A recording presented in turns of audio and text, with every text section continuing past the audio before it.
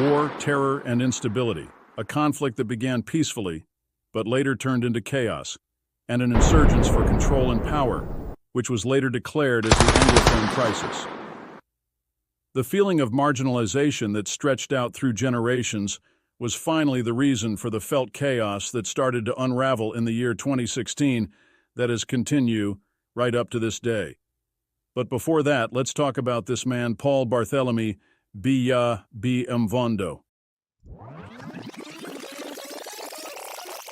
Paul Barthélemy Biya B. Mvondo was born on February 13, 1933, in Mvomikaya, a small village in the south region of Cameroon. Biya completed his primary and secondary education in Cameroon before pursuing higher studies in France.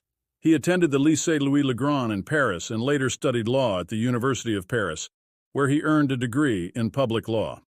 Biya's political career began in the 1960s when he joined the government of Cameroon's first president, Amadou Ahidjo. He held various ministerial positions, including Minister of National Education and Minister of Foreign Affairs. In 1975, he was appointed as the Prime Minister of Cameroon. Following Ahidjo's resignation in 1982, Biya assumed the presidency on November 6, 1982, making him the second president of Cameroon.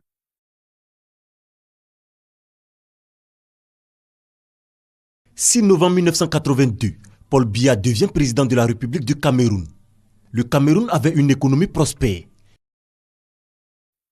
He won subsequent elections in 1984, 1992, 1997, 2004, 2011, and 2018, although some of these elections were marred by allegations of fraud and irregularities. During his presidency, Biya implemented several policies aimed at economic development and political stability. He introduced economic reforms, including structural adjustment programs and privatization initiatives. However, economic challenges such as corruption, unemployment, and inequality persisted and is very much visible in the Cameroonian economy today. One of the significant challenges during Biya's rule has been the Anglophone crisis, which began in 2016. The crisis, marked by separatist movements and government crackdowns, has resulted in a protracted conflict in the English-speaking regions of Cameroon, which have affected the whole country for over 7 years now. Biya's long tenure as president has made him one of the longest-serving leaders in Africa. He has been criticized for maintaining a grip on power, limiting political freedoms, and suppressing opposition voices, which is a reputation that precedes and his government. Paul Biya is married to Chantal Biya, and they have 2 children.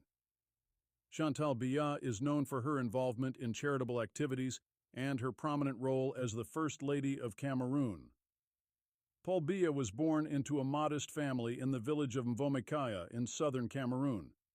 His father, Etienne Mvondo Assam, was a catechist, and his mother, Anastasie Ayinga L., was a housewife.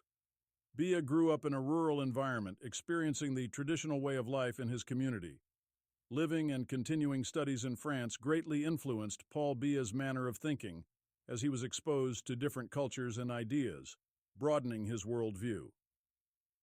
The exposure to diverse perspectives and intellectual discourse likely influenced his thinking and provided him with a global perspective that would later shape his political career.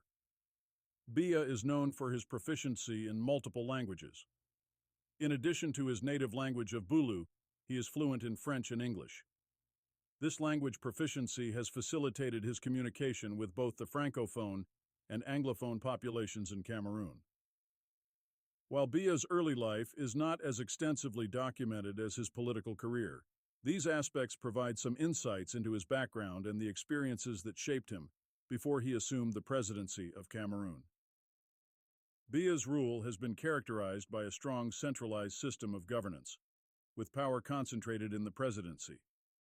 Critics argue that this has resulted in limited political freedoms, including restrictions on freedom of expression, assembly, and association.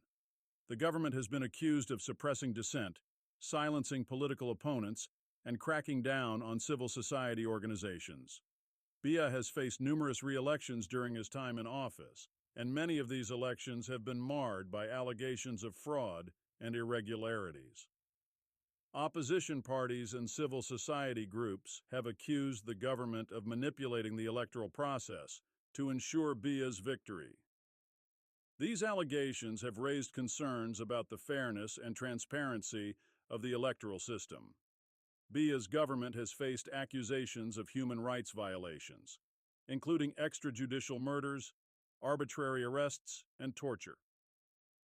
Security forces have been implicated in the excessive use of force against protesters, particularly during the ongoing separatist crisis in the Anglophone regions. The government has also faced criticism for its handling of the Boko Haram insurgency in the Cameroon's far north colonial region, history is with complex reports of human rights when it comes to abuses the by both history the and military reality and the of its insurgents. independence. Cameroon was divided into two territories: British-administered Southern Cameroons and French-administered Cameroon. When Cameroon gained independence in 1960 and 1961, the British Southern Cameroons had the option to join either Nigeria or the newly independent Republic of Cameroon. They chose to join the Republic of Cameroon, which was predominantly Francophone.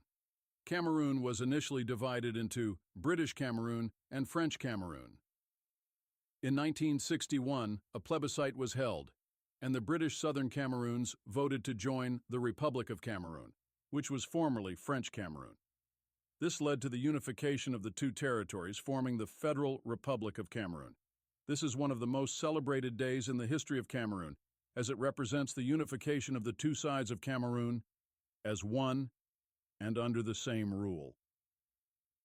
It was even more difficult for the English-speaking Cameroonians to reunite with the Republic of Cameroon, as they were a minority and would have to live with the consequence of the decisions, which is evident with the Anglophone crises that began many decades after. Over the years, Cameroon experienced political changes, including constitutional amendments and the transition from a federal to a unitary state. The country also faced internal conflicts and tensions, particularly in the Anglophone regions. The Anglophone crisis has been the most significant challenge during Biya's rule. The crisis originated from protests by Anglophone activists, demanding greater autonomy and recognition of their cultural rights. However, the government's response to the crisis has been criticized for its heavy-handedness and human rights abuses. The conflict has escalated into a violent confrontation, leading to the displacement of thousands of people and a humanitarian crisis.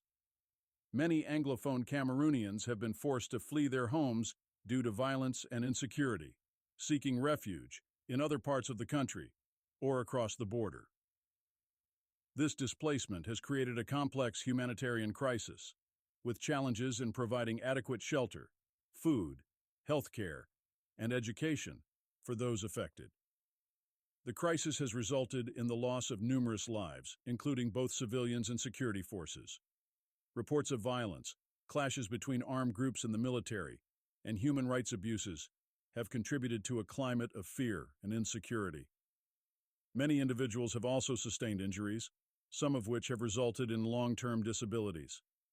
Schools in the Anglophone regions have been significantly affected by the crisis.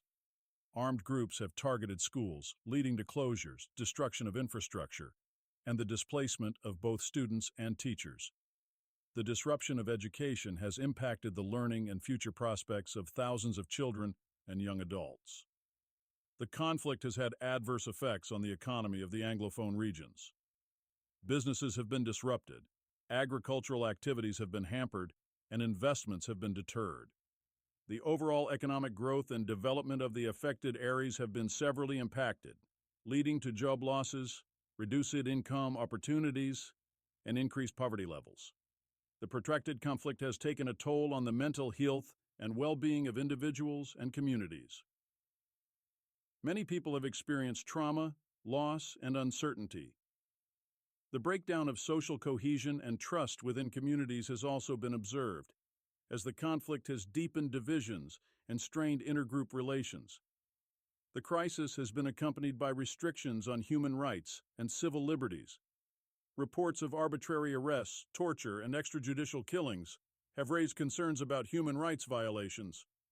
Freedom of expression, association, and peaceful assembly have been curtailed, limiting the ability of individuals to voice their concerns and participate in public discourse. All these controversies have fueled discontent among many Cameroonians, particularly the younger generation, who have called for political reform, accountability, and a transition of power. However, the reign of the dictator continues. Biya has shown little or no inclination to step down or initiate significant political reforms, leading to ongoing challenges and tensions within the country. In conclusion, as the next elections are fast approaching in 2025, we can only hope for a change. Or will the reign of the dictator continue for another term? Stay tuned to our channel to gain more insights on these exciting real-life stories. That will be all for today's video. Thank you for watching, and we hope to see you on our next video. Feel free to comment what you want us to talk about next. See you on our next video. PhD